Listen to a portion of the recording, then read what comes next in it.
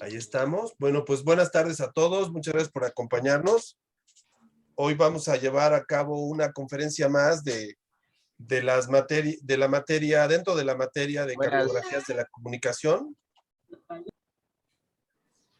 En esta materia de cartografía de la comunicación 1 de primer semestre de la carrera de comunicación de la Ibero, estamos llevando a cabo una lista de diferentes conferencias para que nuestros alumnos de primer semestre puedan tener un panorama lo más amplio posible de las diferentes opciones que tienen para dedicarse en el mercado laboral aquí en México. Y bueno, pues hoy tenemos el gusto de recibir a Alejandro Domínguez, a Laura Isabel Cantú y a Ángel Hernández para que nos platiquen sobre cómo se produce y conduce el noticiero de las 21 de la noche que se transmite por Milenio Televisión. Así que bueno, le damos la bienvenida a todos los profesores, a todos los estudiantes de la materia de cartografías de la comunicación 1 y por supuesto a nuestros invitados. Yo soy Samuel Martínez, también profesor de esta materia. Y Hola, bueno, Samuel Martínez. Eduardo, ¿viste mi invitación en el grupo, Eduardo, para presentar a nuestros invitados?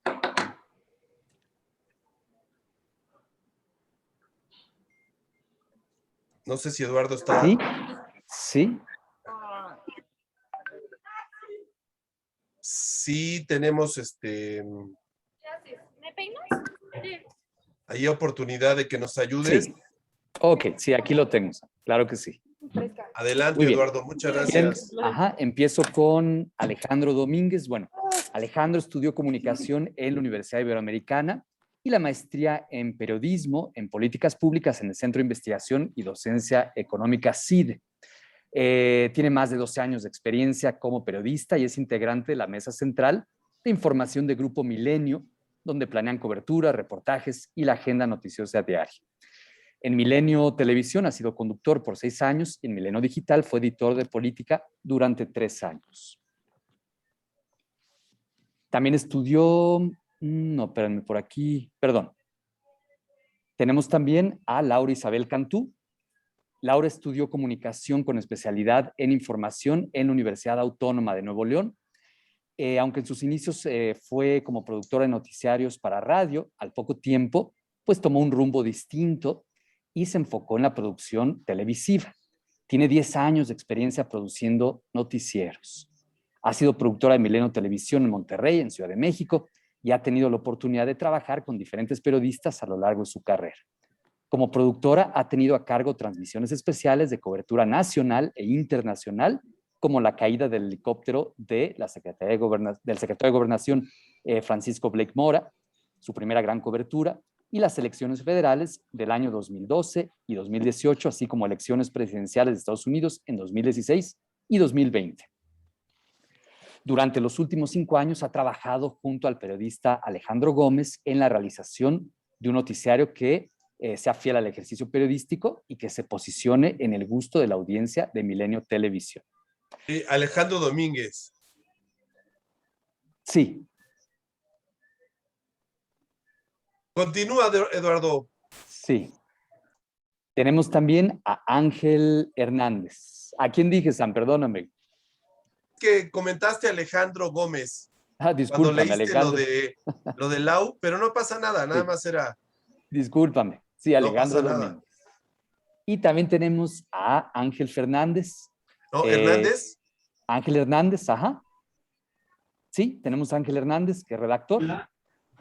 Él estudió Ciencias de la Comunicación y Periodismo en la Facultad de Ciencias Políticas y Sociales de la UNAM. Mientras terminaba la carrera, en 2016 comenzó a trabajar como auxiliar de redacción y a finales de 2017 se integró como redactor al equipo de noticieros de televisión del periodista Alejandro Domínguez a las 20 horas. Junto con el equipo de noticiero, coordinó desde la redacción la cobertura de las elecciones federales en México 2018 y las elecciones federales en Estados Unidos en 2020. A mediados del 2019 comenzó a elaborar reportajes para las diversas plataformas de Milenio. Como parte del equipo de Noticias de Milenio, ha realizado coberturas especiales principalmente relacionadas con crimen organizado, narcotráfico y tráfico de armas, así como la defensa de los derechos humanos y medio ambiente. Entre los distintos trabajos destacados está la detención y el proceso del exsecretario de Seguridad, Genaro García Luna, la acusación de narcotráfico contra un candidato de Morena a la presidencia municipal en Huétamo, en Michoacán, la declaración de culpabilidad de la hija de El Mencho en Estados Unidos, los abusos obstétricos contra mujeres migrantes del centro de detención de Irving, en Georgia, el proceso por abuso de menores y pornografía infantil contra el líder de La Luz del Mundo, Nazón Joaquín García, y jóvenes que se han organizado para defender el ecosistema de Playa del Carmen. Actualmente continúa como redactor y reportero en Milenio y colabora como fixer en un trabajo documental con la productora Scopio. Muy bien, pues Muchísimas muchas gracias. Bienvenidos. Gracias, Eduardo. Bienvenidos, Alejandro, Lau, Ángel, bienvenidos. Voy a poner ahora su presentación en pantalla para que puedan ustedes empezar su exposición. Ahí está. Adelante, Alejandro, los escuchamos. Tú me vas diciendo cómo voy poniendo la presentación. Claro, bueno, pues gracias a ustedes por la invitación y gracias por la presentación. Pues aquí lo que queremos un poco mostrarles es el desarrollo para la realización de este programa que hacemos de lunes a viernes a las 9 de la noche aquí en Milenio Televisión y cómo lo planeamos y cómo se ejecuta y al final cómo sale al aire, ¿no? Entonces, bueno, pues aquí estamos Laura, que es la productora del programa, Ángel, que se encarga en la redacción del mismo y como ya vieron, pues también hace distintos reportajes que nutren muchísimo este programa y yo que me encargo de conducirlo y dirigir la parte editorial del mismo.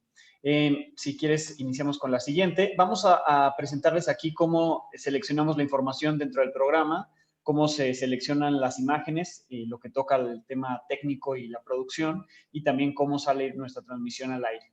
En la parte de información, le ponemos ahí pautas y guiones. La información que seleccionamos, si quieres en la siguiente diapositiva, un poco cómo nos nutrimos de información y aquí también le voy a pedir a Ángel que nos ayude, pero lo que hacemos es estar al pendiente de lo que pasa en México y en el mundo todo el tiempo, aunque sea fines de semana, aunque sean horas que no estamos aquí, estamos pendientes de la información, un poco para entender cuál va a ser la nota con la que vamos a comenzar, las notas que vamos a seleccionar, las entrevistas que tenemos que solicitar y, por supuesto, los temas que queremos documentar, investigar y reportear o, en su caso, cubrir, ¿no?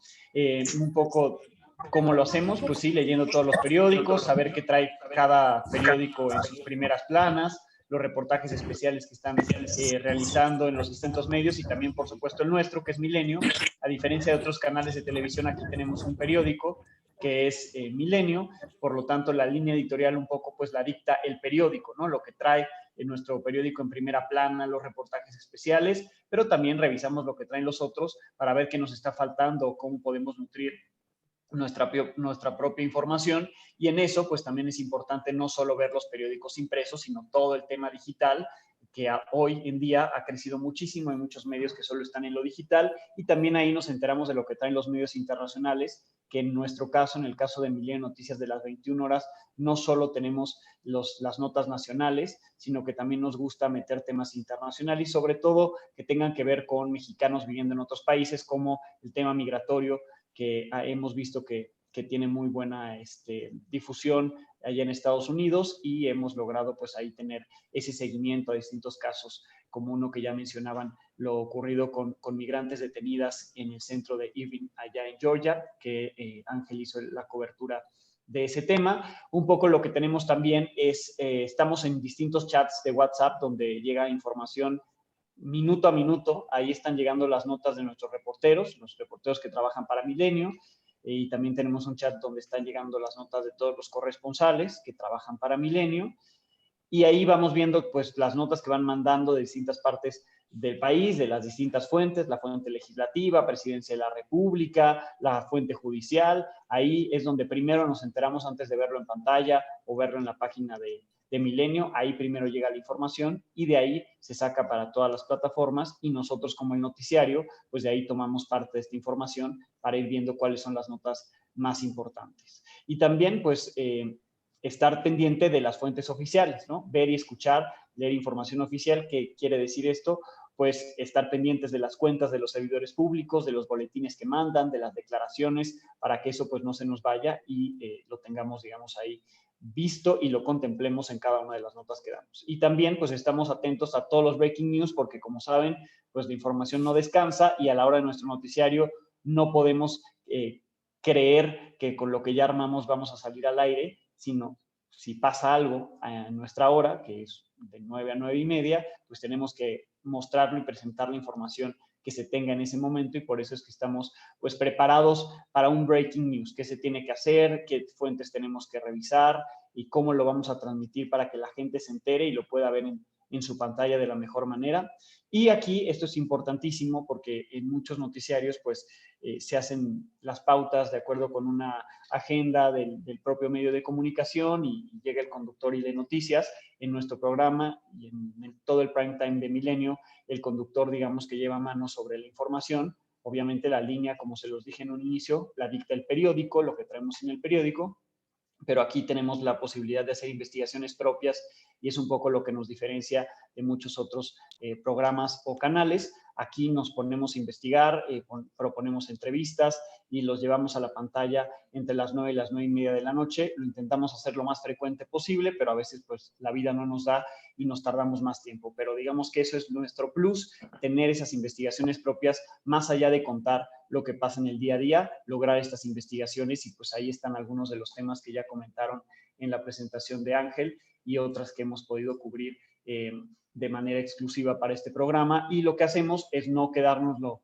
para nosotros, sino que compartimos la información para nuestra página web de milenio.com y también para el periódico. Así es que hacemos 3 notas. La nota que llevamos en televisión, que se va a repetir además al día siguiente en toda la programación de Milenio, la nota que llevaríamos para milenio.com y la nota que mandamos para el impreso del día siguiente, con una puesta en plana y demás. Entonces, digamos que nuestro trabajo, más allá de hacer un noticiario, pues también es un trabajo multiplataforma. Aquí le dejaría a Ángel también, si pudiera comentar algo sobre cómo y de dónde tomamos la información, para después volver al desarrollo de cómo planeamos ese programa al día a día. Gracias, Alex. También una dinámica interesante de Milenio Televisión es que es un canal donde estamos transmitiendo noticias las 24 horas. Entonces, como tal, también es importante diferenciar cuando llevamos un breaking news o una nota que sale en redes al momento. Entonces, si sale, por ejemplo, una declaración de un funcionario en un momento, probablemente se va a llevar en un espacio diferente, pero lo tendremos que adaptar al noticiero que sale a las 9 de la noche para que sea relevante, para que podamos además argumentar o contemos una historia de lo que está pasando. Para las 9 de la noche ya se habrá contado la mayor parte de la historia, no siempre, pero ya se habrá desarrollado gran parte de la historia. Entonces, la idea también de juntar la información es que podamos contar lo que está sucediendo en México y por qué es importante, ¿no? También lo llevamos, por eso llevamos secciones, lo vamos a ver después. Tenemos que aprender a juntar todos los elementos que tenemos de redes sociales, de investigaciones propias, de las notas de los reporteros, que podamos entender que lo que vamos a hacer es contarle algo a las personas a las 9 de la noche que probablemente ya habrán visto antes, pero que lo puedan entender, que puedan entender por qué es relevante para ese momento y por qué les importa a ellos, por qué les afecta, cuál es la importancia contextual de esa situación, porque también estamos hablando de un tema político, o sea, no solamente como de la política legislativa, sino de un tema político como persona. Las acciones generalmente de funcionarios públicos van a crear una narrativa importante que nosotros vamos a tener que descubrir, que vamos a tener que hilar, encontrar cómo contarla a las 9 de la noche. Es importante siempre también el horario, porque para ese momento ya se habrá desarrollado, como les decía, parte de la historia. Tenemos que encontrar el ángulo para que pueda ser importante, para que la forma en la que la contemos, aparte de que pueda atraer a las personas, pueda dimensionar la relevancia de lo que está pasando en ese momento. Pasa con muchos temas, por eso también tenemos una línea editorial con la que puedan identificarse los temas que debemos de llevar a lo largo del día.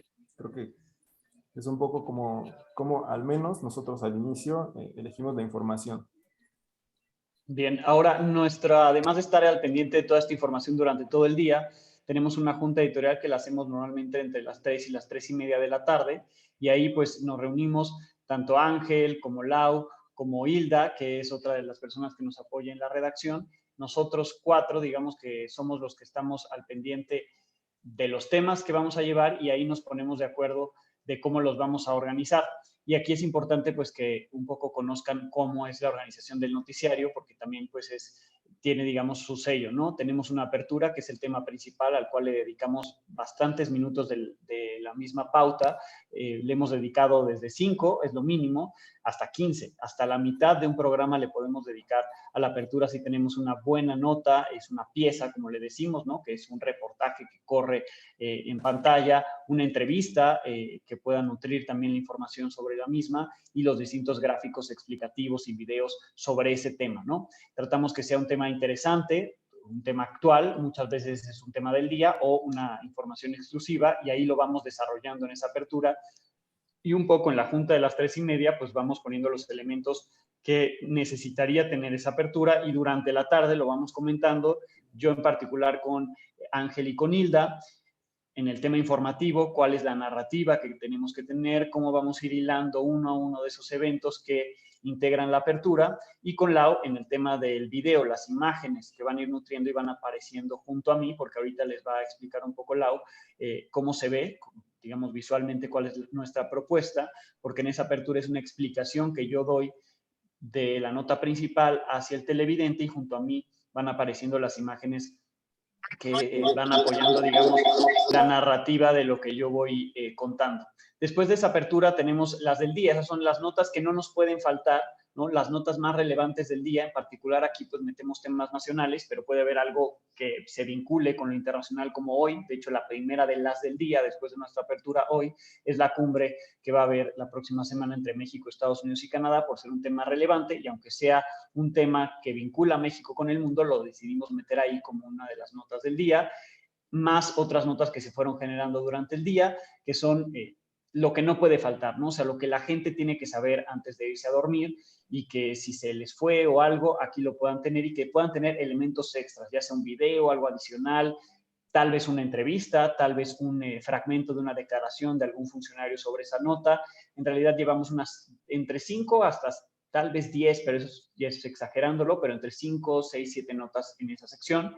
Después, la detalle, desde que empezó la pandemia, esta sección ya la teníamos, era como una sección muy explicativa donde escogíamos un tema y lo desarrollábamos. Desde que empezó la pandemia, pues decidimos ahí integrar toda la información en cuanto a datos de la pandemia, ¿no? Entonces, a detalle, pues ya se relaciona y ya nuestros televidentes frecuentes ya lo relacionan con la información que tenemos sobre COVID-19. Ahí metíamos las cifras cuando estábamos en los semáforos rojos y los picos, metíamos las cifras de cómo íbamos, los casos, las muertes, y ahí es donde acostumbramos meter, por ejemplo, cada vez que se da un reporte de exceso de mortalidad o datos relevantes cuando terminó la vacunación en la Ciudad de México o casi terminó en la Ciudad de México. Ahí metimos la entrevista con Eduardo Clark, que encabezó la vacunación en la ciudad. En fin, ahí vamos relacionando. Hoy, si nos da el tiempo, así lo tenemos presupuestado, ahí llevaríamos una declaración que ya generó mucha polémica de la gobernadora de Campeche, Laida Sansores, quien pues dijo que ya el cubrebocas debería ser opcional y que ya no hay contagios y demás. Entonces, bueno, ahí lo introduciríamos porque es la sección,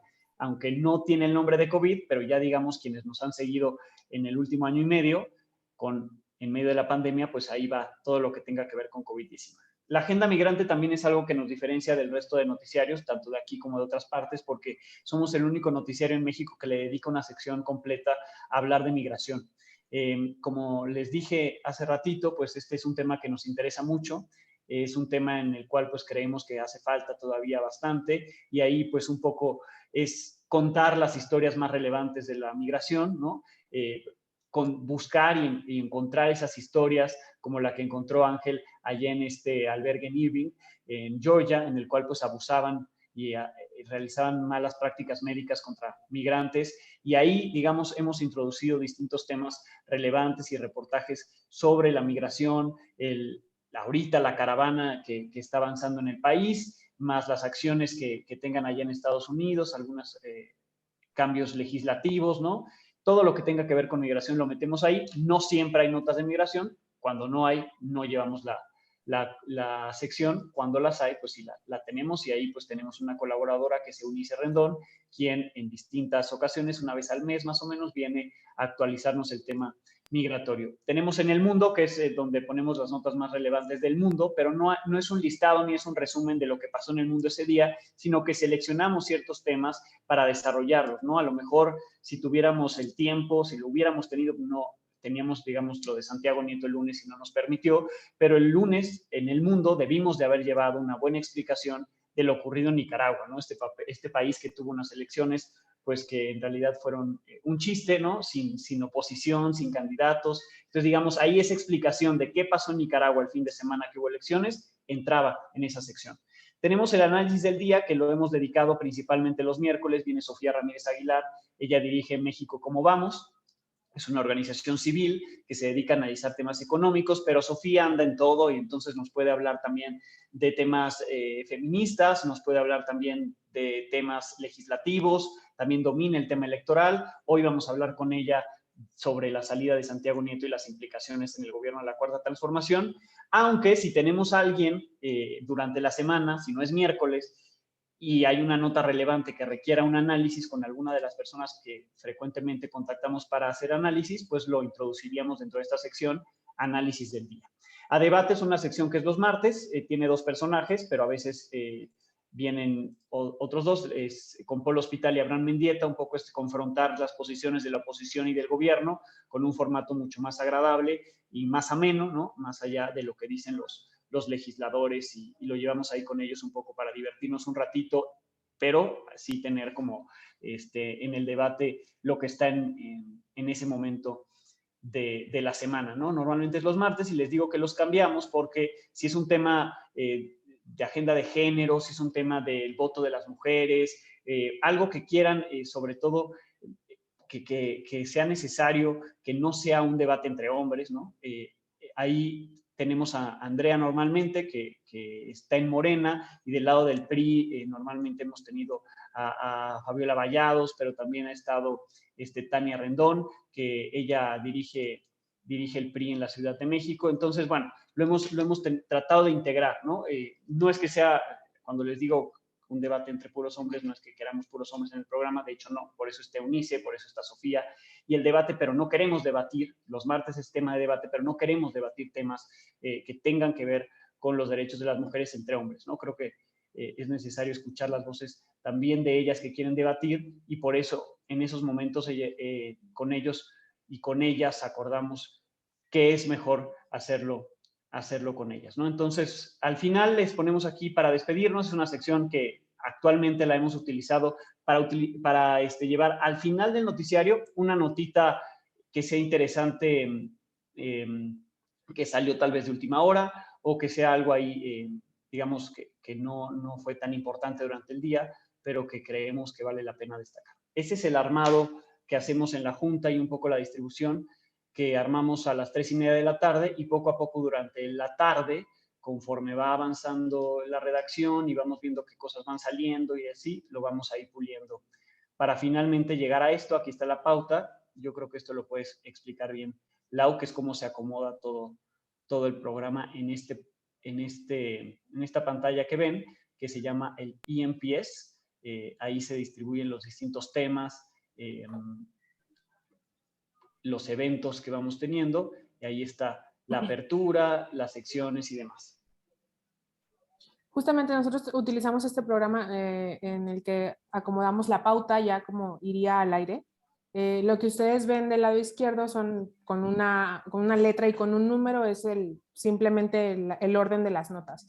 La siguiente columna es cómo nombramos esa nota para identificarla nosotros al momento del aire y al momento de redactar y al momento de hacer una edición de un video o cualquier cosa, ¿no? Entonces, la primera parte después de las cortinillas de Alejandro, del saludo, es la apertura hasta antes de un wipe, nosotros llamamos un wipe a un separador, que nos indica un cambio al momento de la pauta, y nosotros tenemos que utilizar ciertos formatos de cómo vamos a presentar esa nota, que es lo que ustedes ven en la parte que dice segmento, que tiene un FT o un tag o un GFX o un wipe o un clip, dependiendo de cómo vamos a presentar nosotros la información y de los elementos que tenemos para presentarla.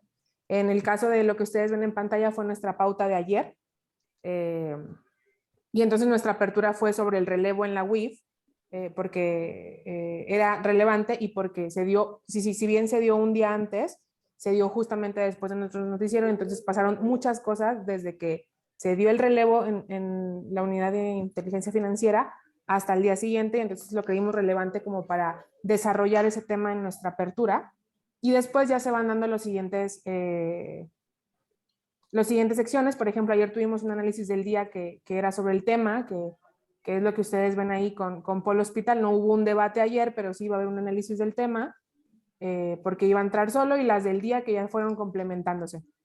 En los formatos, nosotros vamos viendo cómo vamos a ir presentando la información, y precisamente como nuestro noticiero dura media hora, tenemos que ser bastante precisos con los tiempos, porque pues es televisión y también tenemos comerciales y tenemos cosas pagadas que tenemos que respetar. Entonces hay una pauta y hay un carrer de cortes que tenemos que seguir, y es la parte que ustedes ven en tiempos. Entonces eso me sirve a mí y sirve a los redactores y sirve a Alejandro para que vayamos midiendo tanto las redacciones como lo que dura cada una de nuestras secciones, o lo que dura un byte, o lo que dura un clip que hacemos, dependiendo de lo que vamos a presentar y cómo lo vamos a presentar.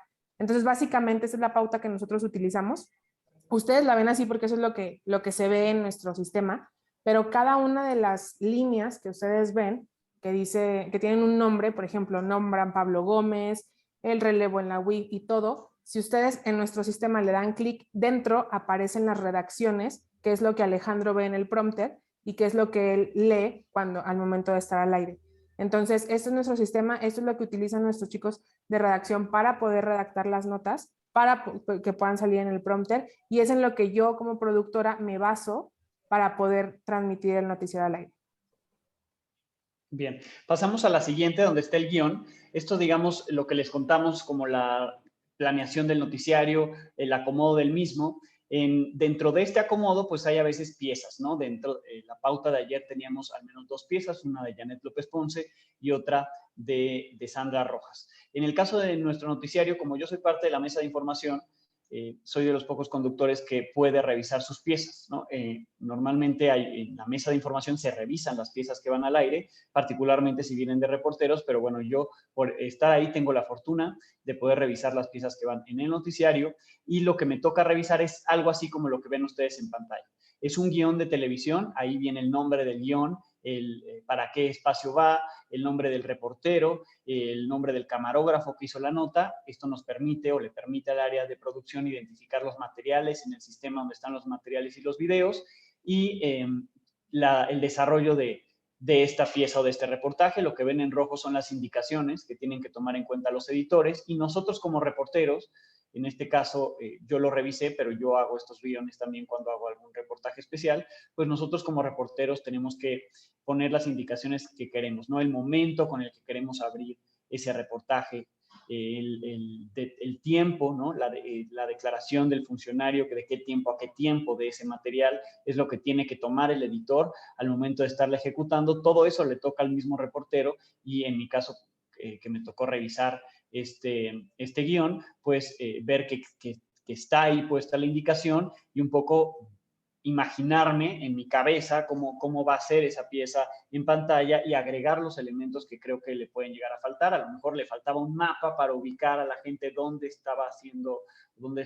se realizó ese reportaje, y entonces lo agregaría, ¿no? Agregar mapa de Google Earth con acercamiento a tal lugar, a tal calle, ¿no? Y esas indicaciones pues se van sumando ahí para nutrir mejor este guión, y poder, digamos, que funcione mejor para que el editor lo entienda más fácil y que se pueda transmitir a nuestra pantalla como lo queremos, ¿no? Entonces, bueno, este es el guión, así se manda, así se entrega, y únicamente pues yo lo reviso, le hago los acomodos necesarios para que entonces ya se mande edición, y el reportero también mande su voz, ya la grabe, y así se empiece a producir. De esos guiones, pues yo le pediría a Ángel que también nos contara un poco él, además de ser redactor, pues como ya les dijo, ha hecho muchas piezas también para televisión, además de los reportajes que ha entregado escritos. Entonces, un poco, Ángel, y de hecho muchas veces a la semana hacemos piezas no solo de lo que vamos a hacer a la calle y los reportajes que tenemos más amplios, sino también piezas del día a día, ¿no? Entonces, por ejemplo, lo de ayer de la ONU, pues se hizo un clip de AMLO en la ONU y se tiene que hacer un guión de este tipo, donde ponemos los elementos, qué momentos queremos destacar y el orden de esos momentos. Entonces, igual, Ángel, nos puedes contar cómo se hacen esos guiones y lo que es fundamental incluir en ellos. Gracias. Pues sí, bueno, desde la pauta que vimos para televisión hasta los guiones, estamos hablando de básicamente un guión en donde lo que vamos a hacer es indicar qué es lo que queremos que pase en algo que ya está previamente producido o en algo que va al aire. Entonces, en el caso de un guión para una pieza en televisión, como lo podemos pensar para un artículo escrito, lo que tenemos que pensar es que es algo que vamos a contar con voz y con imágenes, ¿no? Entonces, el guión se tiene que articular de tal forma que cuando tú lo leas puedas transportar a una pieza ya hecha lo que quieres decir con lo que quieres decir. Entonces, tú indicas cuándo quieres que entre una imagen, cuándo quieres que entre un gráfico, cuándo quieres que entre la declaración de alguna persona, pero también en qué momento va a entrar una voz en la que tú ya estás, o ya se involucra la narrativa del reportero, como lo estamos haciendo en una pauta para televisión previamente. Entonces, bueno, a nivel como de estructura, el guión para televisión es bastante sencillo, pero lo importante también es que recordemos que en televisión utilizamos un lenguaje diferente al que estamos utilizando en diario. Tenemos un tiempo y un espacio reducido, tenemos que utilizar mucha imagen o tenemos que utilizar un soporte audiovisual suficiente para que además de que las personas no solamente no se aburran, puedan entender lo que estamos diciendo. No siempre es tan sencillo solamente decir las cosas, sino que tenemos que tener un soporte, un gráfico, una imagen que nos esté contando la historia de manera paralela. Entonces, hay diferentes tipos de piezas. Por ejemplo, el caso de Sandra es una historia que perfectamente se podía contar con declaraciones de una persona y con imágenes. Pero voy a poner un poco mi caso. Generalmente yo hago piezas que hablan sobre crimen organizado, sobre tráfico de drogas, sobre tráfico de armas. A lo que yo tengo acceso son expedientes judiciales, en los que es muy difícil encontrar una imagen. Llega a pasar, pero no es tan seguido. Entonces, es cuando de verdad vemos las dinámicas de la televisión y cómo tenemos que solucionar el hacer una pieza de ese tipo, por ejemplo. Además de utilizar el expediente, evidentemente, y las letras, tenemos que utilizar imágenes de apoyo, imágenes de stock. No siempre están relacionadas con la historia, pero se tiene que entender que estamos hablando, por ejemplo, de pastillas de fentanilo, estamos hablando de rifles que se están traficando hacia México, cosas por el estilo. Entonces, dentro del guión se tiene que ver perfectamente reflejado lo que nosotros queremos decir y cómo queremos que se vea en pantalla, porque si no también estamos dejando una carga extra en el equipo de producción, que será el que al final tomará la decisión de cómo ilustrar algo si es que no lo decimos. Es un trabajo en equipo, todo el tiempo estamos en comunicación, preguntándonos cosas, dándonos soluciones o dando propuestas de cómo podemos contar algo. Entonces, así es como trabajamos el guión para televisión y eso se transporta un poco a la pauta que vemos, que es con la que Alejandro va a leer un prompter al aire. También estamos contando una historia, pero se está contando la historia en vivo con textos previamente redactados también para un lenguaje de televisión. Siempre es importante recordar que estamos contando algo a través de televisión y las dinámicas son diferentes a la radio, son diferentes a lo que vemos en web o lo que vemos algo impreso. Entonces, siempre tener en mente que estamos en televisión y que estamos haciendo algo para televisión es fundamental para la pauta y para hacer un guión para una pieza en televisión, un reportaje especial. Y como en televisión lo más importante es la imagen, pues igual Lau nos puede aquí hablar del tema de producción. Samuel, te interrumpí, perdón. No, simplemente quería poner un clip de una nota de ayer, si te parece, para que puedan ver los alumnos. A ver, ahí se ve, ¿no? Ahí va. Voy a poner el audio.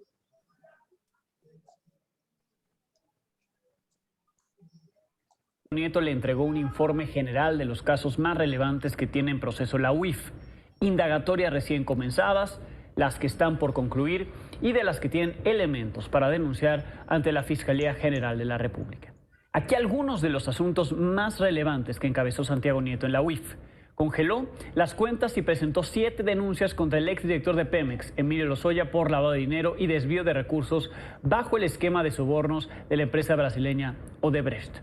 También congeló las cuentas de Altos Hornos de México y de su exdueño, Alonso Ancira, por el caso de la compra sobreprecio de la planta chatarra de agronitrogenados bajo la administración de Lozoya en Pemex. Aunque poco después desbloqueó las cuentas de AMSA para que se pudiera pagar a sus trabajadores. A la exsecretaria de Desarrollo Social, a Rosario Robles, le congeló también cuentas. Actualmente, recordemos, ella está detenida, está acusada de ejercicio indebido del servicio público y omisión dentro del marco de la estafa maestra. La UIF de Santiago Nieto también acompañó los esfuerzos contra el narcotráfico, bloqueando más de 17,000 cuentas bancarias vinculadas a cárteles que son utilizadas para lavar dinero, principalmente del cártel Jalisco Nueva Generación y del cártel de Sinaloa. Al presunto líder de la mafia rumana, Florian Tudor, y a sus socios les congeló cuentas por 520 millones de pesos, esto por las acusaciones de fraude bancario y asociación delictuosa. Además de que, recordemos, este personaje está sujeto a un proceso de extradición a su país, Rumania, donde lo acusan de delincuencia organizada, extorsión e intento de homicidio. La UIF de Santiago Nieto también presentó 5 denuncias contra la Iglesia de la Luz del Mundo por enriquecimiento ilícito. A su líder, Nazón Joaquín García, detenido en Estados Unidos y acusado de varios cargos de abuso de menores, violación y extorsión, le congeló cuentas por cerca de 390 millones de pesos. Además de las cuentas de 6 colaboradores, detalló que estaban relacionadas con casos de pornografía infantil y explotación de menores. Eso hizo la UIF de Santiago Nieto, entre otras cosas. Encuentra toda la información de Milenio en nuestro canal de YouTube, suscríbete y activa la campanita. Aprovechemos la promoción y suscríbanse, chicos. No, sí tienen que ver el noticiero de hoy para que puedan ver materializado todo. Adelante, Lau, te escuchamos. Gracias, pues lo que vieron fue precisamente una parte de nuestra apertura de ayer, que es precisamente la pauta que ustedes estaban viendo en el sistema antes de ver el guión. Y lo que toca esta parte, que también es un trabajo en equipo, es la recopilación del material, la edición de ese material y al final cómo sale al aire. Entonces, en la recopilación del material tenemos materiales tanto de nuestros camarógrafos y de nuestros mismos reporteros que están en la calle, que ellos nos proporcionan esos materiales, como puede ser redes sociales y como es un clásico de nuestro noticiero. Muchos de nuestra información son documentos exclusivos que nosotros tenemos, a los que tenemos acceso, que tanto Ángel como Alejandro investigan y solicitan, y entonces muchos de nuestros materiales también son documentos. Entonces, en esa recopilación de material es para ver con qué contamos y ver cómo vamos a poder contar esa historia que están elaborando tanto Alejandro como Ángel e Hilda en nuestras redacciones. Y eso ayuda un poco a poder contar esa historia. No siempre contamos con materiales como en video o algo que nos ayude a contar esa historia, pero también contamos con un equipo de diseño que nos permite crear otro tipo de elementos para poder contar una historia. Por ejemplo, lo que ustedes estaban viendo hace un momento con Alejandro no eran más que unas fotos con unos datos para que pudiera él ir contando exactamente con detalle cuáles eran los últimos casos en los que estuvo involucrado Santiago Nieto. Entonces, las fotos, los gráficos, los datos son también unos elementos importantes para poder presentar algo en televisión si no se cuenta con el material disponible, porque a lo mejor si hubiera sido otra cosa, habríamos puesto imágenes de archivos sin ningún dato y pues podría salir ahí cualquier cosa, ¿sí me explico? Pero la idea es presentarlo de la mejor manera. En el caso del noticiero de Alejandro, nosotros no utilizamos el recurso del estudio tanto como utilizamos el de la pantalla. Es decir, Alejandro no se mueve de su lugar en el estudio, no se para, no se sienta, no nada. Se queda en un solo lugar porque todos nuestros recursos son visuales hacia la pantalla. Entonces, lo que ustedes vieron ahí es la caja exclusiva que es Alejandro con las imágenes a un lado mientras él cuenta la historia, y ya después de ahí él se va y luego las imágenes se van a full. Entonces nosotros vamos haciendo un juego con la pantalla y con los recursos que eso nos ofrece, porque Alejandro está en una misma posición con Bellas Artes atrás durante todo el noticiero, pero el dinamismo que nosotros le damos a la pantalla es exactamente en la pantalla con los recursos que tenemos.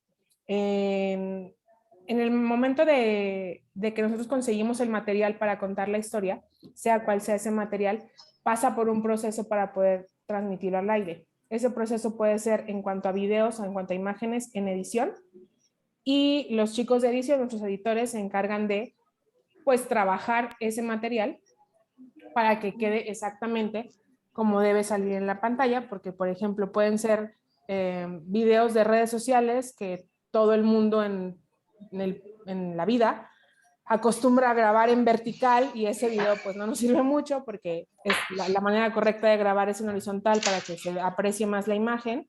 Entonces todo ese tipo de imágenes se van trabajando en edición para que al final pueda salir un buen trabajo al aire. Si puedes cambiarle a la presentación, van a ver en algún momento a uno de nuestros editores trabajando con las imágenes, justamente con un documento, la siguiente, justamente con un documento que es lo que nosotros utilizamos mucho y que al final tenemos que ver cómo presentamos ese documento al aire para poder que sea legible al público y que pueda transmitir algo que nosotros queremos contar. Ellos se encargan de que yo tenga todos los elementos visuales en la pauta para poderlo transmitir al aire. Eso es en cuanto a videos. También, insisto, no siempre se cuenta con un video o con un documento o con lo que sea para poder contar una nota. Y entonces tenemos que hacer uso de otros recursos, que en este caso son los gráficos. Y esos recursos nos permiten contar la historia y al mismo tiempo pues presentar una imagen al aire, porque pues no somos radio, somos televisión, y entonces tenemos que apoyarnos en las imágenes para poder presentar las noticias al aire. Básicamente lo que hacemos aquí, yo ya al aire tengo otro proceso, ya específicamente en producción estando al aire. Esos son nuestros camarógrafos, por ejemplo, ese es el prompter. Alejandro tiene una cámara enfrente que es lo que él ya redactó previamente, ya se revisó y ya es lo que está saliendo al aire para que él lo pueda leer mientras está contando la historia que vamos a contar ese día. Y al final viene la cabina de televisión, que es ya la parte en la que yo estoy durante media hora con nuestras transmisiones en vivo, y que está conformada por un director de cámaras, un iluminador, un operador de video, que están en la parte de enfrente de la cabina, en la parte donde ven al chico con la raya amarilla en la chamarra. Está el operador de gráficos, que es quien mete los gráficos al aire y quien mete los supers, los nombres de los funcionarios, cualquier recurso que sea un gráfico, él nos ayuda en ese momento. Yo estoy en medio y luego está el operador del prompter, que en este caso es uno de los redactores del equipo, y en la parte de atrás está el operador de audio.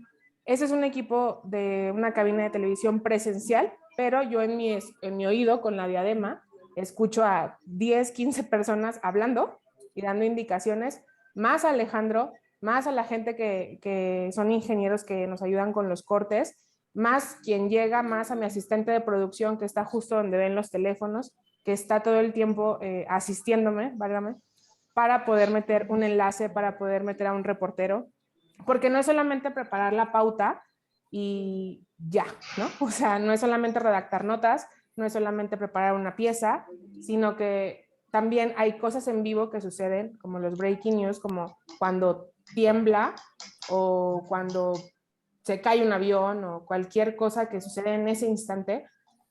Y en ese momento se paraliza el mundo y todos entramos en breaking news, y ese momento solamente nos enfocamos a sacar esa información. Y es la verdad la mayor parte de mi trabajo, estar en cabina dando indicaciones para que todo fluya.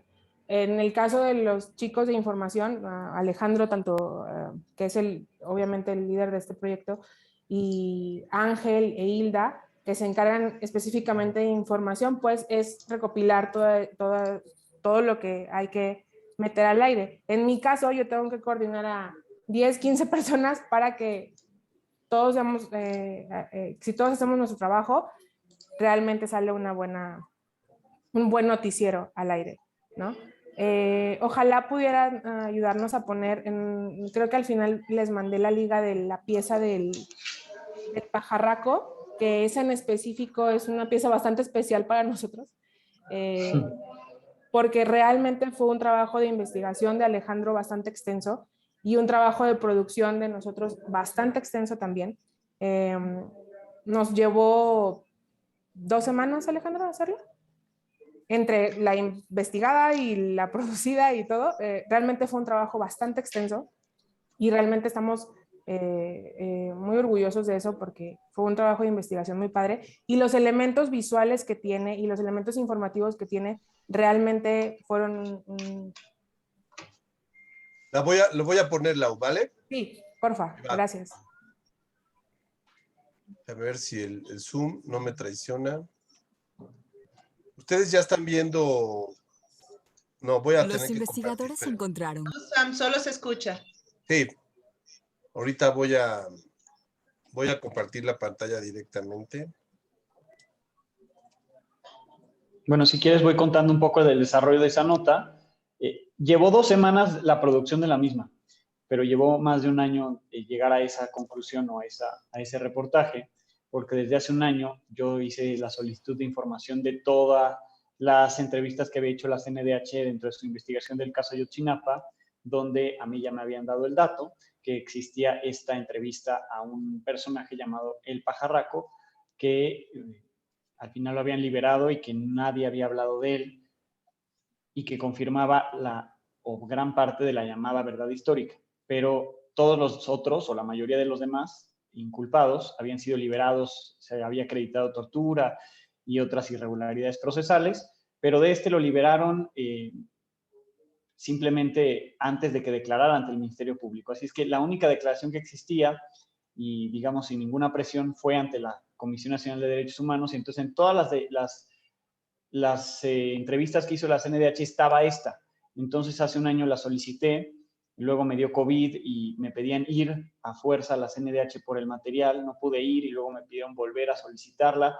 Al final la obtuve creo que hasta el mes de julio y entonces empezamos a revisar lo que incluía esas declaraciones, esas entrevistas, hasta llegar a esta y pues revisarla bien, ver cómo la íbamos a presentar, revisar bien los elementos, el contexto, etcétera, hasta lograr un guión que, como verán, es muy extenso, es una pieza de 10 minutos y de hecho se hizo en 2 partes. Esta es la primera parte de 10 minutos, la segunda duró como 7 u 8.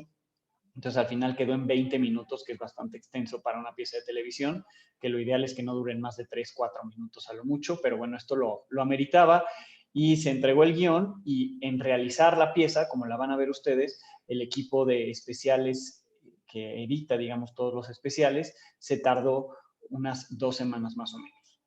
Ok, le ponemos play. Que los hombres mayores de 40, que no fallan cuando deben.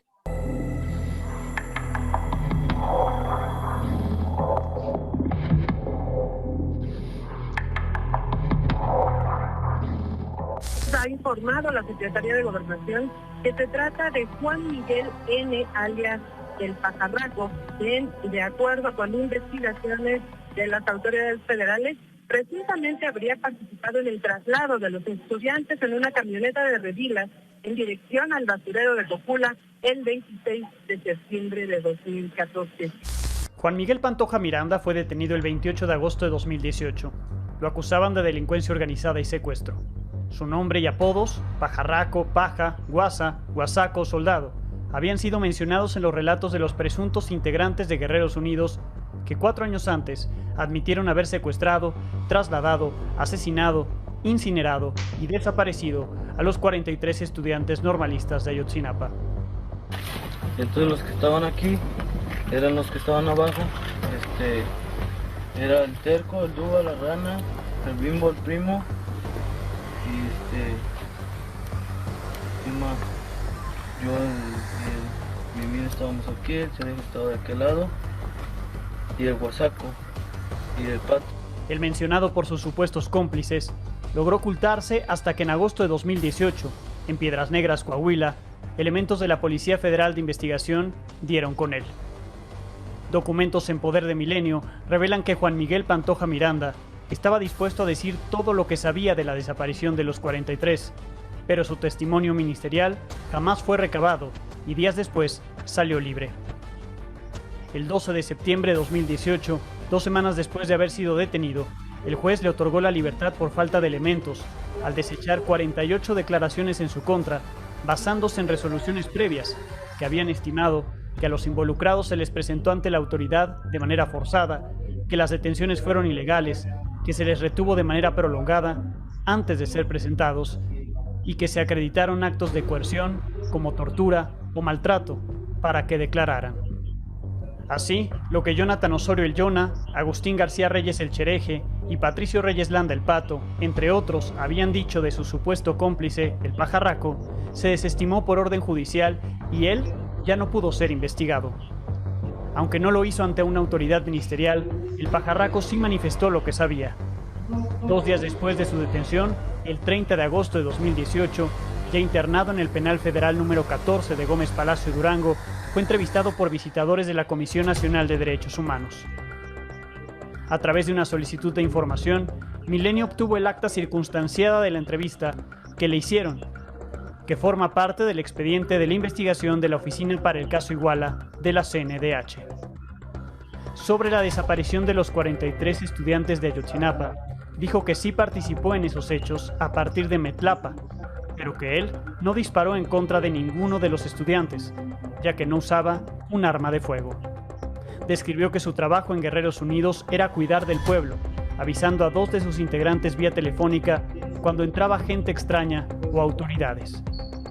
El Pajarraco aseguró que deseaba declarar todo lo que sabía, porque quería descargar su conciencia, ya que desde que ocurrieron los hechos no podía dormir bien, recurrentemente tenía pesadillas y no podía vivir tranquilo. Y por eso deseaba decirles a los padres de los estudiantes que ya no los busquen, porque todos murieron al ser incinerados en el basurero de Cocula. En su narración de los hechos, el Pajarraco contó que el 26 de septiembre de 2014, aproximadamente a las 22 horas, estaba en su domicilio cuando recibió una llamada de uno de los miembros de Guerreros Unidos. Vente porque están atacando la cuna. Voy a mi rondín. Vente a la cuna. Si no vienes, vamos por ti y ya sabes lo que te puede pasar. Dijo que tomó su motocicleta y aproximadamente a las 22 horas con 10 minutos llegó al domicilio, en el que lo citaron en Cocula, donde ya estaban 6 miembros de Guerreros Unidos, con quienes abordó una camioneta Nissan Estaquitas blanca, propiedad de uno de ellos, y se dirigieron hacia Iguala. Que aproximadamente a las 22 horas con 50 minutos, a la mitad del pueblo de Metlapa, se encontraron con la camioneta blanca de 3 toneladas con redila, en la que llevaban a los estudiantes, misma que iba escoltada por 2 camionetas de la policía, sin precisar de qué corporación, solo dijo que una iba adelante y la otra atrás. Bueno, básicamente así empieza, ¿no? Obviamente es muy extensa, dura 11 minutos, me parece 10 y algo, la primera parte, y si se dan cuenta es un tema en el que pues realmente lo que nosotros teníamos o lo que Alejandro en ese momento tenía era la declaración del Pajarraco. Entonces, vi un mensaje de alguien que preguntaba que cuánto se tardó en editarse. El tiempo de edición real, o sea, fue de semana y media, 2 semanas. 2 semanas, una semana lo empezaron, la revisamos y después ya vimos qué elementos faltaban.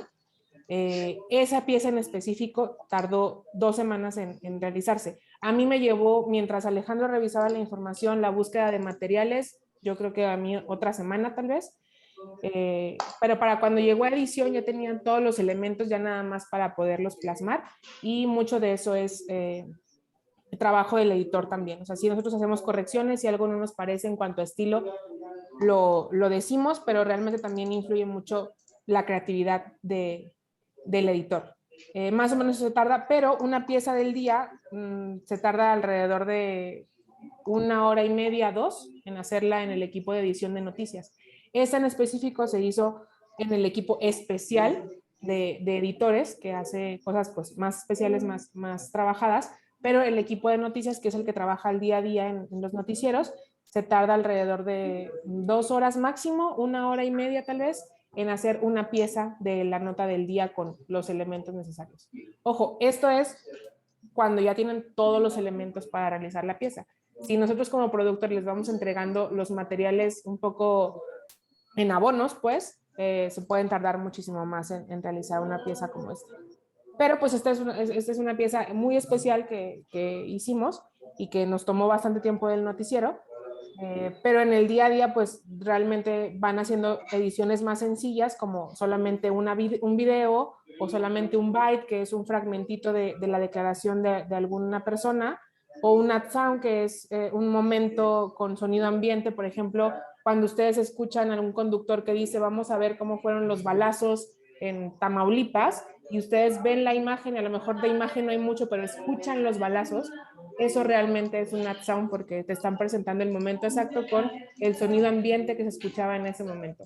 Y lo que ustedes vieron, ya que se emplean varios elementos, como por ejemplo la voz de Alejandro, más un gráfico, más un video. Si se dieron cuenta, había mapas, porque realmente lo único que teníamos son imágenes de archivo de una cosa que sucedió hace 7 años. Entonces, el hacer una pieza actual con elementos antiguos, pues es un poco complicado, pero más o menos así trabajamos nosotros en Milenio. No sé si quieres agregar algo, Alex. No, nada más para cerrar, pues les diría que así es el día a día para el armado de este programa. Ya vieron, digamos, los elementos que tenemos como especiales y un poco cuál es la estructura del mismo, cómo se planea, y como lo hemos dicho, pues es un trabajo en equipo, y que sin todo el equipo no saldríamos, y que pues nosotros solo somos unos elementos, solo somos elementos del programa, y atrás pues hay un conjunto de editores, redactores, los camarógrafos que veíamos y todo el equipo de staff que está dentro de la cabina para poder salir al aire, y por supuesto los ingenieros que hacen que el programa se vea a través de sus pantallas. Muchas gracias, Alejandro. Pues vamos a abrir el micrófono por si alguien quiere hacer alguna pregunta. Creo que nos dieron un panorama bastante completo de lo que es el proceso de producción y conducción. Obviamente, pues sería ideal poder ver a los tres, ¿no? Trabajando. Pero bueno, la pandemia no nos lo permite, pero ojalá que el otro año haya oportunidad. Pues no sé si entre los profesores o alumnos tengan alguna pregunta, un comentario. Por supuesto que los invitamos a que hoy vean el noticiero a las 9 para que puedan ver esto que nos ha platicado. En Milenio a las 9 de la noche. Ajá, Fede. Sí, pues solo darles las gracias. Estuvo muy completo, la verdad, aprendí mucho y se nota que es muchísimo trabajo el que tienen que hacer y es difícil. Quería hacerles la pregunta de cómo es una pregunta quizá un poco personal, pero ¿qué piensan acerca de la apreciación de todo el trabajo que se pone en una nota?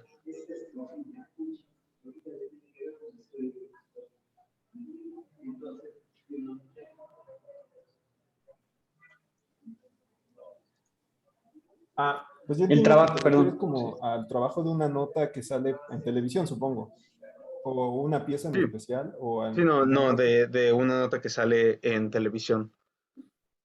Es que justo creo que faltó un poco explicar eso. A final de cuentas, el jerarquizar la información quiere decir que también estamos discriminándola y que eventualmente habrá información que no entrará en nuestro espacio y que nosotros personalmente decidimos que es importante para contar en ese momento, ¿no? Ya superado un poco la discusión de la objetividad, nosotros tomamos la decisión de contar algo porque creemos que es importante para las personas. Entonces, valorar como desde dónde estamos viendo la información. Si nos vamos a un ejemplo claro, ¿por qué es importante el tema de Emilio Lozoya? Pues porque era dinero público. ¿Y por qué nos importa el dinero público? Porque a final de cuentas sale de los impuestos, ¿no? Es un poco, no es una pregunta obvia, pero siempre es importante decir que nosotros, desde nuestra perspectiva, tomamos la decisión de qué es importante y qué no.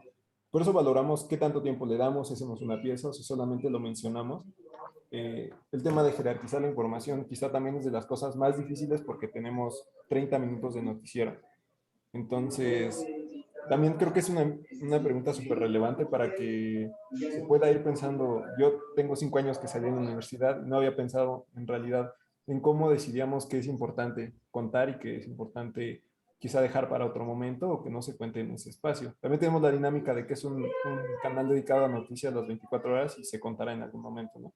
Entonces, creo que hemos valorado desde todos esos puntos de vista qué contamos y por qué es importante una nota o qué tanto esfuerzo se le puede poner. Y al ser tele también trabajamos un poco en función de la imagen. A lo mejor tú puedes pensar que un accidente en un puente peatonal en el Estado de México es bastante irrelevante, pero al final hacemos televisión, entonces si la imagen es lo suficientemente impactante, pues entonces vale la pena poderla pasar en televisión. Entonces sí trabajamos mucho en función de la información, pero también en algunos momentos trabajamos mucho en función de la imagen, porque pues es nuestro trabajo presentar algo en una televisión, entonces eso también influye un poco en lo que hacemos. Claro. Y sobre todo Gracias. poder agregar algo más allá de la nota, ¿no? Porque como les decía en un inicio, no queremos ser un resumen de las notas que ocurrió en el día, sino que sean esas notas las más relevantes, pero que les podamos agregar algo que la gente no vio, que le podamos recordar relativo o relacionado más bien con esa información, ¿no? Entonces, un poco esa es la jerarquización que hacemos y, pues sí, lo principal es el tiempo, ¿no? Porque no todo cabe, pero sí lo que le podamos sacar más jugo y lo que le podamos poner un plus. Es así como seleccionamos o discriminamos. Muy bien, Daniel. Hola, ¿cómo están todos? Primero Hola. que nada, gracias Alejandro por tu ponencia y por supuesto a Laura y al equipo en general. Y yo tengo una pregunta más a nivel emocional, sobre todo porque al final del día ustedes son quienes reciben las notas o en este caso las primicias de la información y en algunos casos pues son verdaderamente trágicas, como lo que vimos ahorita con el tema de Ayotzinapa.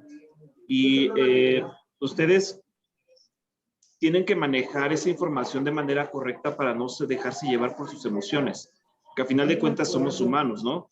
En ese sentido, me imagino que en el momento de transmitir, y en el caso de Alejandro que está frente al prompter, pues a veces también te impacta, ¿no es así? O sea, porque estás recibiendo las noticias y te impactan y te quedas así en vivo o en directo y no sé cómo logras mantenerte sereno, ¿no? Frente a la cámara y justo frente a este tipo de situaciones.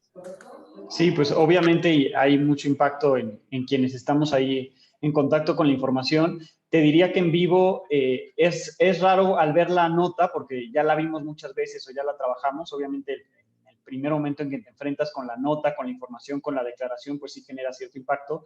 En vivo suele ocurrir a veces con algunas entrevistas, ¿no? Cuando logramos que saliera Mónica Esparza, que estuvo 7 años encarcelada después de haber sido torturada sexualmente, a su esposo se lo mataron junto a ella cuando la detuvieron y vino al estudio después de haber sido liberada. Por supuesto que estuve a punto de llorar, pero pues hay que intentar no hacerlo. Y un día sí se me cortó la voz, pero creo que no se notó. Acababa de cumplirse un año del sismo del 2017, que fue una de las cosas más impactantes que me ha tocado cubrir, porque que se mueve la tierra, ¿no? Y de repente ya tienes que estar transmitiendo en un lugar colapsado y estuvimos hasta la madrugada. Y volver a ese lugar un año después con los familiares de las personas que ahí se habían muerto un año, hubo una misa ahí, la gente estaba pues dolida todavía a pesar de que había pasado un año. Me tocó transmitir ahí, estábamos empapados porque llovió con un paraguas y demás, pero queríamos hacer el programa desde ahí un año después. A mí sí se me cortó la voz a media nota y creo que estaba yo entrevistando a uno de los amigos de una de las víctimas. Fue el único momento. Creo que no se notó, pero yo sí lo sentí. Y pues sí, pasa y no pasa nada. Al final, pues creo que mientras más puedas notarte como eres, que eres un ser humano, pues más credibilidad vas a tener con quien te está viendo y a quien estás contando la información, ¿no? Creo que a veces se vale, no se trata de hacer un drama y a mí, yo siempre digo que hacemos periodismo, no hacemos un show y no es por show y si te gana la emoción, pues te ganará. Pero sí, pues hay que intentar no dejarse llevar, pues mantener el temple, pero si te gana, te ganó, ¿no? Muy bien. Julián.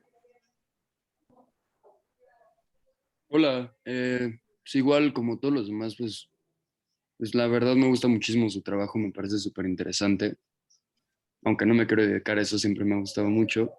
Y les quería preguntar que en estos tiempos que la tecnología pues la tenemos prácticamente todos, ¿qué tan difícil es trabajar con las fake news y con esto que es súper común? Ya que han habido muchos casos, más en Estados Unidos, que las personas, comunidades de personas hacen noticias falsas que se vuelven súper virales. ¿Es difícil trabajar con todo eso o es bastante normal y saben cuándo sí es de verdad todo?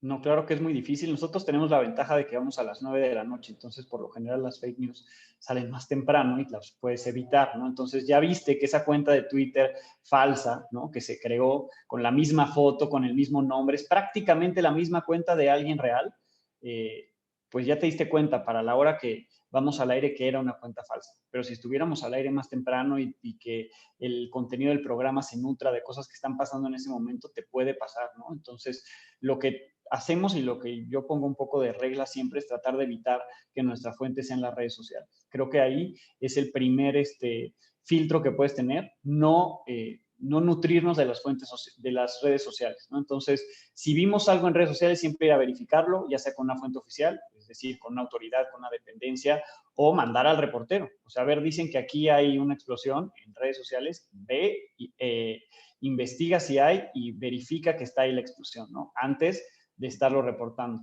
Hemos tenido breaking news en los que hay una explosión hace poquito, no sé, 2, 3 semanas, había una explosión en una carretera.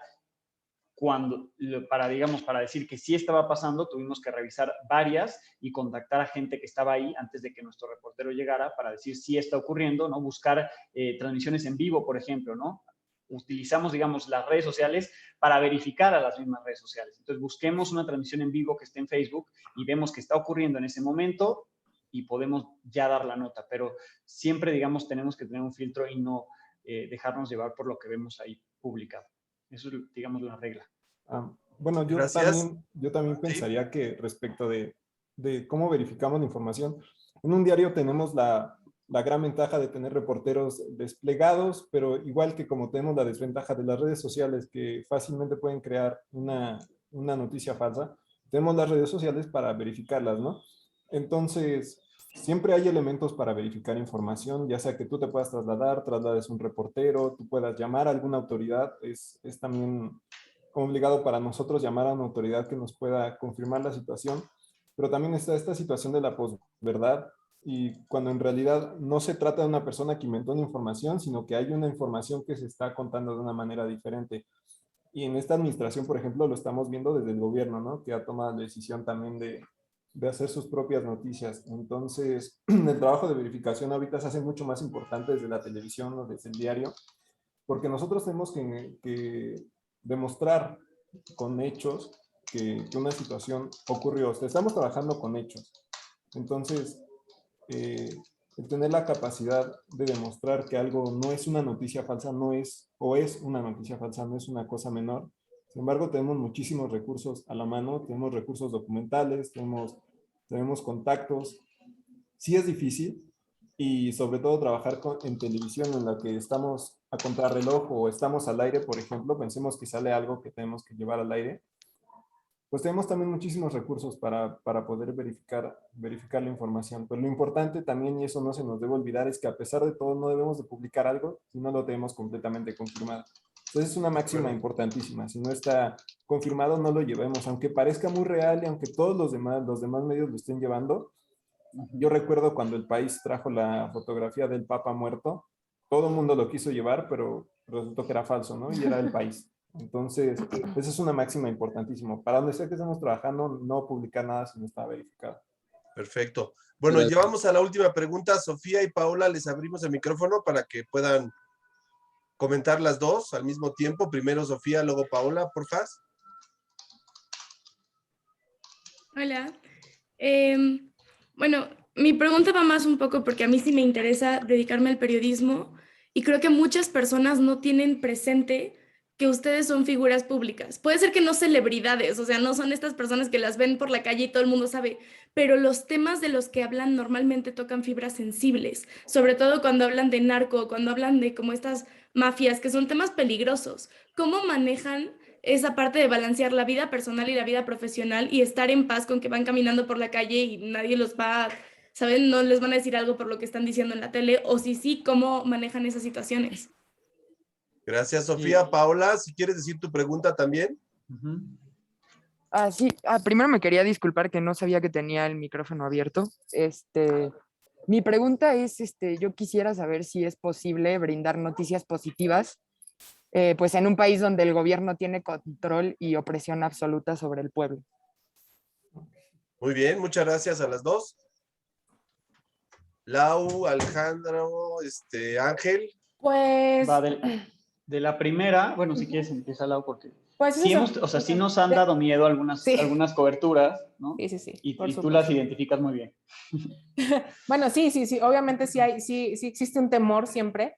Si bien, por ejemplo, en el caso de Alex, pues más porque su cara sale a cuadro, ¿no? Y es más conocido que los que estamos detrás de cámaras, pero al final en este equipo en específico todos trabajamos reporteando, haciendo grabaciones, cualquier cosa que te involucre un poco en eso, buscando entrevistas, conociendo gente o no conociendo gente. Entonces, hay ciertos temas que sí nos dan miedo, ¿no? El más reciente, si no me equivoco, es el del caso de Florian Tudor. Es un caso súper sonado, es una persona peligrosa que ahorita está en la cárcel, gracias a Dios, ¿no? Y que cuando entró a la cárcel, Alejandro y yo casi hacemos fiesta porque realmente estábamos muy asustados. Es una persona que a mí, que soy la productora de Alejandro, me empezó a seguir en Twitter y yo realmente pues no soy conocida, o sea, mi nombre no sale en ningún lado, ¿no? A Alejandro pues también le empezaron a acosar, yo tenía contacto con el abogado de este tipo, o sea, sí hay cosas en las que te involucras que al final sí supone un riesgo y sí te asustas, pero también tienes que saber o balancear si realmente la información vale la pena y si vale la pena, pues sí es un riesgo que se corre y pues es que no puedes callarte, o sea, no puedes no decir esa información si realmente es importante. Tampoco estamos buscando que vengan y nos maten, o sea, tampoco es así, ni vamos por la calle queriendo que vengan los narcos y nos asesinen, ¿no? Pero sí al final el oficio periodístico te impacta mucho más y sí siempre quieres decir lo que sabes, si sabes que puede ayudar a que realmente se sepa una verdad o que una persona está en la cárcel porque realmente es un delincuente. O sea, así lo veo yo, no sé realmente, tú Alejandro que sí das la cara, si yo tengo miedo detrás de cámaras, pues no sé si tú tienes miedo delante de una cámara, ¿no? Yo creo que siempre hay que intentar no arriesgar la vida, ¿no? Eso es, digamos, lo primero que intentamos.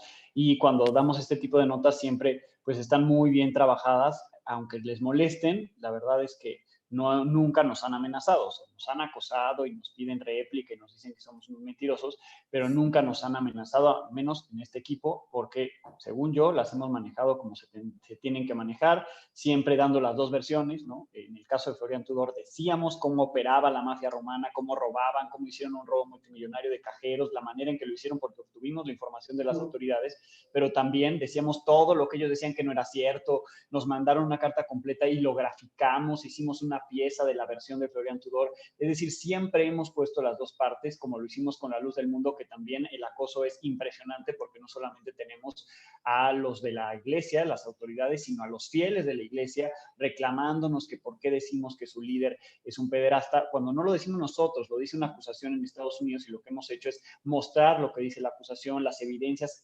entrevistar a las víctimas, lo que se dicen víctimas, pero también hemos llevado aquí, ha estado media hora hablando el vocero de La Luz del Mundo en vivo, lo hemos tenido 2 veces, yo fui, recorrí La Luz del Mundo y le dedicamos 2 piezas de 15 minutos en el recorrido con su versión. Entonces, digamos, eso es lo que nos ha ayudado a que pues, no nos puedan cuestionar lo que estamos haciendo. Siempre llevamos esas versiones y pues al final también tenemos nosotros nuestra opinión al respecto, pero lo que intentamos reflejar pues es lo que esté ahí verificado, como decíamos en un inicio, y en este tipo de cosas pues es lo que nos mantiene convencidos de que no estamos poniendo en riesgo nuestra vida porque no nos estamos yendo de ninguno de los dos lados, estamos evidenciando lo que hay, ¿no?